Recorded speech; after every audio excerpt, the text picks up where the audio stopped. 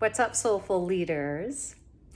I wanted to take a moment to talk to you about the path of authentic empowerment. It's actually quite a simple path, but certainly not an easy path.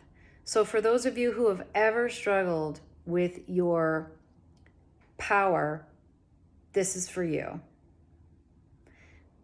The first step of achieving authentic power is recognizing when you have completely given away your power.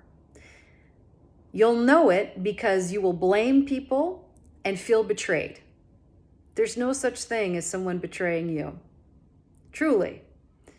We always know, we always get an inkling of whether or not someone is, I'll put it to you this way, your intuition has been telling you for a long time. And we are like, no, that can't be right. Your intuition will always tell you. Whether or not we listen to our inner wisdom, well, now, that's really the rub, isn't it?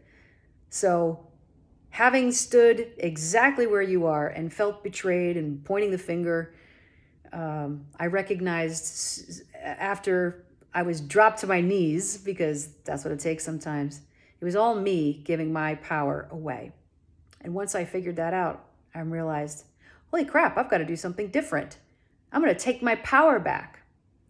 Step 2, after you've recognized that it is you who've been giving your power away, is to stand on your own 2 feet for the first time. Now, this is usually pretty dramatic.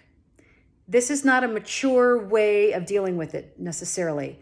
It's more of a kind of a juvenile learning curve.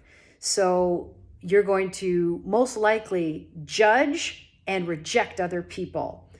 And it looks a little something like this. I'm sorry, what now? I don't think so. Keep walking, pal. You don't get to do that to me. That's kind of how it sounds.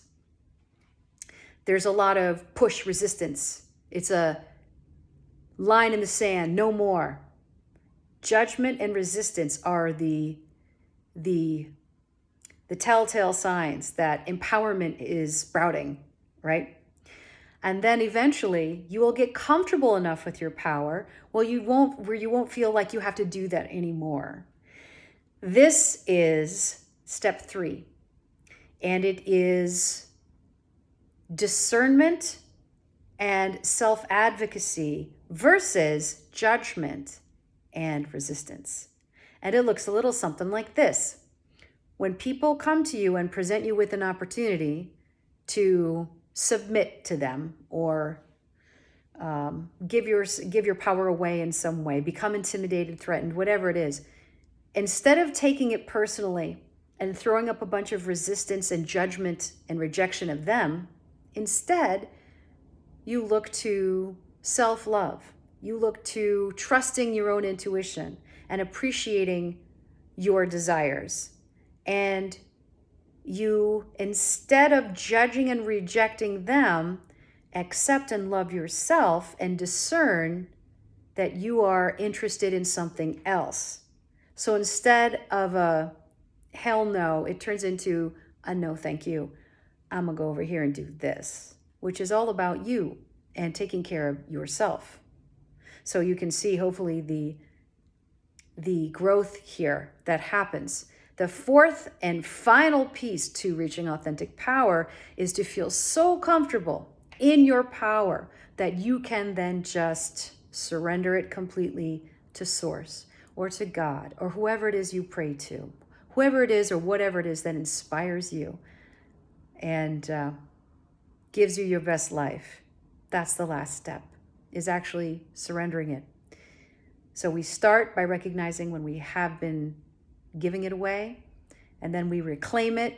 And it's kind of wobbly like training wheels, and we're not still comfortable, so we make sure everybody knows you don't get to have it.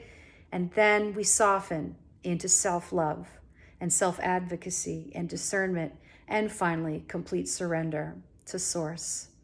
That is authentic power, because the power of Source cannot be taken away, cannot be manipulated. There you have it. I hope you found this helpful. And if you need any coaching around this, you can find me on my Instagram live show, Free Lunch Live, every Wednesday at 12:30 p.m. PDT. I hope to see you there. The first person that puts a question in the chat gets intuitive live coaching. Take care of yourself and be well.